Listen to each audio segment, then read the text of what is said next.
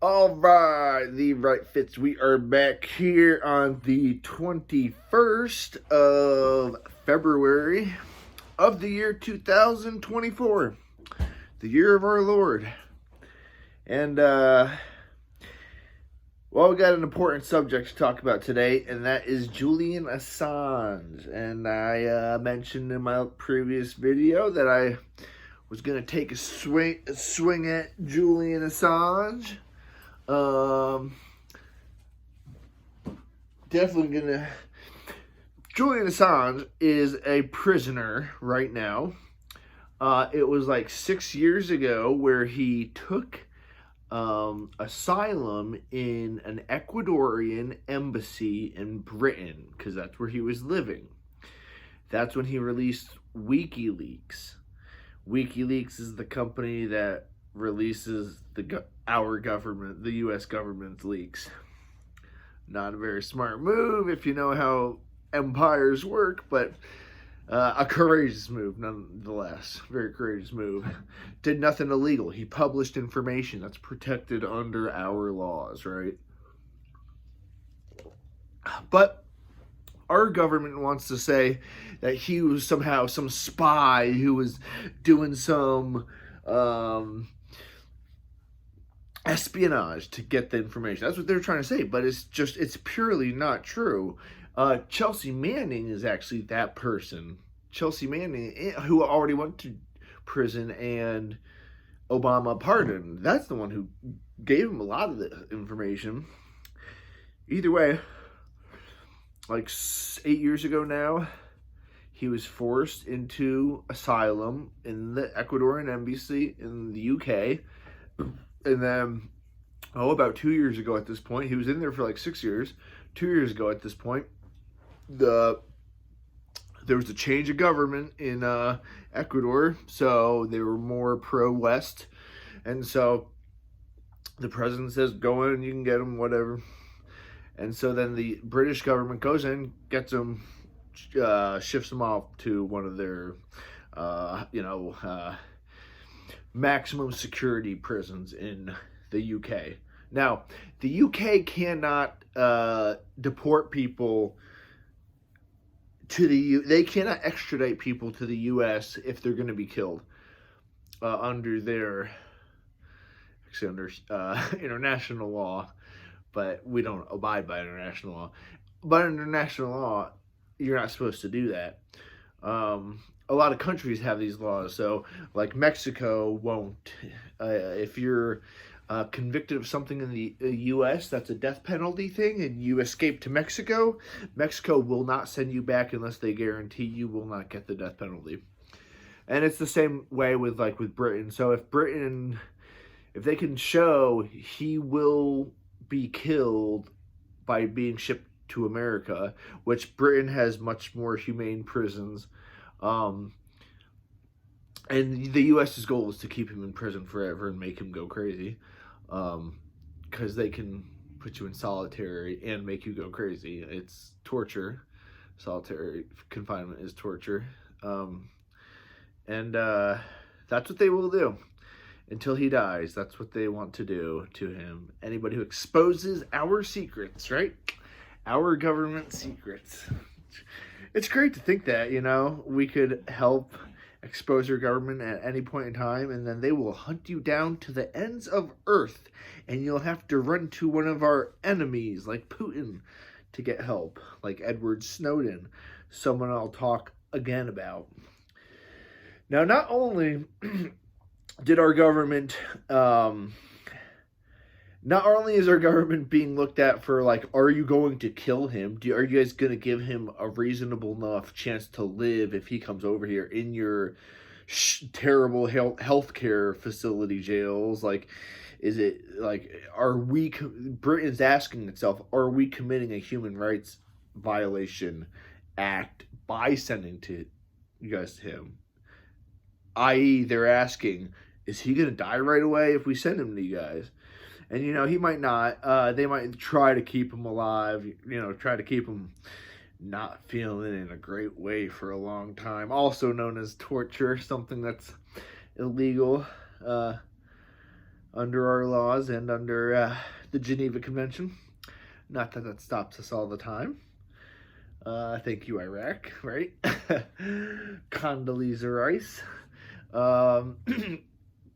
So we don't know if he's gonna get sent back to the U.S. and extradited. His last appeal is going on right now, so he is currently in a high attention facility in Britain. And his courts, his last appeal has just gone through to whether he should not be sent back, not be extradited, because the extradition treaty has already been signed for him. He's going to be sent back. The courts need to find a reason not to. And so the last thing they're looking at is like human rights things and stuff. Will he die immediately if he goes over there? Blah, blah, blah. But not a good case for him. He has severely mentally deteriorated from what I've seen. Severely physically deteriorated. Now, no sunlight, no exercise, no talking to people, terrible sleep. Those are just part of what goes on in the judicial system. On purpose, obviously. You're not meant to have a fun time while you're there. Some of the some of the Norwegian countries do it a little better, in my opinion, but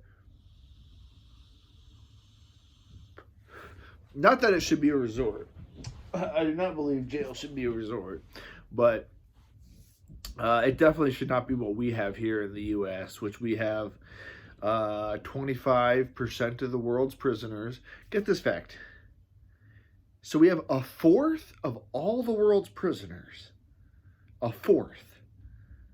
And then think of what's our population size of the world? How much of that do we own? 4-5%? Okay. So that means if every country all put their people in jail at the same rate, then we would be at 5% because we're 5% of the world population. We're 25% of the world's prisoners. That means we